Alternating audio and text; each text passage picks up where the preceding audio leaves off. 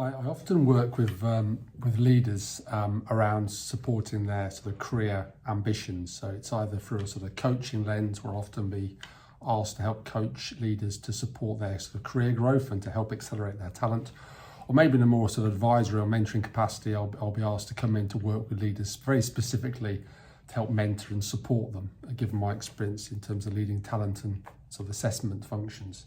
And you know, there's every leader is different, so there's no single secret recipe, but I would say there are some principles, and a principle I tend to share with most clients is based on a book by a chap called Harvey Coleman. I think it was 1996, and it was called Empowering Yourself: The Organizational Game Revealed.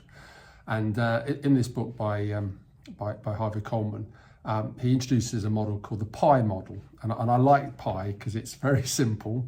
It's one of these models you can easily remember, but it is very, very, very applicable. And certainly in my experience of heading up talent functions for many, many years, I've seen PI in action. So PI, as a mnemonic, stands for performance, impact, and exposure. And really what I tell my clients and explore with them is that to get promoted in organisations, you need to really think about three things. And most people don't do this. And the people who get promoted do this. So for me, and I've seen it firsthand in many organisations, this is really the secret, if there was one, to how do you really focus on your career in organisations.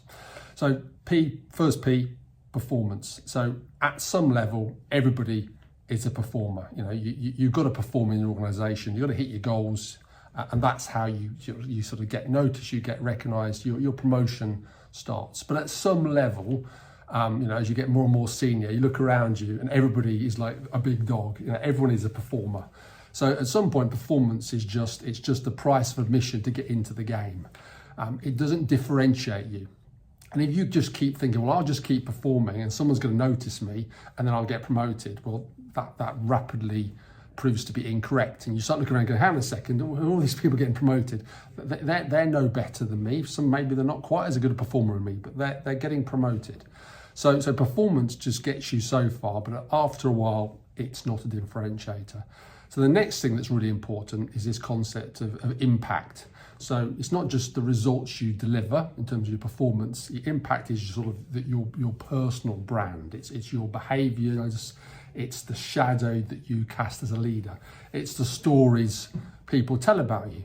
And so you could characterize this as sort of the how. You know, if performance is the what you achieve, then impact is the how. And increasingly in organisations, as you get into leadership positions, that how, that impact, that leadership shadow, your personal brand becomes very, very important because you want people to work with you and for you.